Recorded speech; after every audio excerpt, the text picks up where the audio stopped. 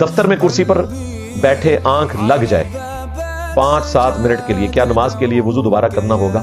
بھائی اگر تو آپ کے دفتر کی کرسی اس طرح کی ہے جس طرح کی میری ہے تو آپ بے شک آدھا گھنٹہ سوئے رہے ہیں ایسے، آپ کے سرین جمے ہوئے ہیں، اس حالت میں اگر آپ اونگتے ہیں غافل ہو کے نہ سوئیں، یعنی ایسے کہ جس کو ہم پنجابی میں کہتے ہیں جاگو میٹی، جس طرح ہمارے یہ فرحان بھائی کیمرے والے سوئے رہتے ہیں، تو اس قسم کا اگر آپ سو رہے ہیں تو پھر وہ تو صحیح مسلم حدیث ہے، صحابہ کرام بھی بعض اوقات نماز کے انتظار میں اونگتے تھے یوں اور نماز پڑھ لیتے تھے، اس میں وضو ٹوٹنے کے چانسز نہیں ہے۔ نیند جو ہے یہ وضو کو نہیں توڑتی، نیند کی حالت میں غفلت اور اس کی وجہ سے آپ کو یہ پتہ ہی نہ چلے کہ ہوا خارج ہوئی ہے کہ نہیں، چونکہ پتہ نہیں ہے اس لیے پھر شریعت کہتی ہے آپ نے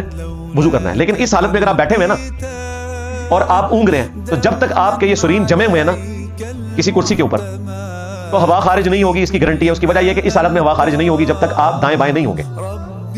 تو اس طرح آپ زمین پہ بھی بیٹھے ہوئے ہیں، بھلے آپ نے ٹیک بھی لگائی ہوئی ہے، کوئی مسئلہ نہیں، اگر سرین نیچے لگے ہوئے ہیں اور آپ یوں اونگ رہے ہیں یا تھوڑی دیر کے لیے ایسے غافل ہو کے سو جاتے ہیں، لیکن وہ غفلت ایسی ہو کہ آپ کو ارد گرد کی آوازیں بھی آ رہی ہیں، کچھ اپنا بھی کام آپ نے چلایا ہوا ہے اور ارد گرد کی باتیں بھی سن رہے ہیں، جس طرح اکثر اوقات جو ہے وہ گھروں میں جو بڑے بوڑھے ہیں وہ کہتے ہیں میں سنتی بھی تھا ساری گلاں تیری،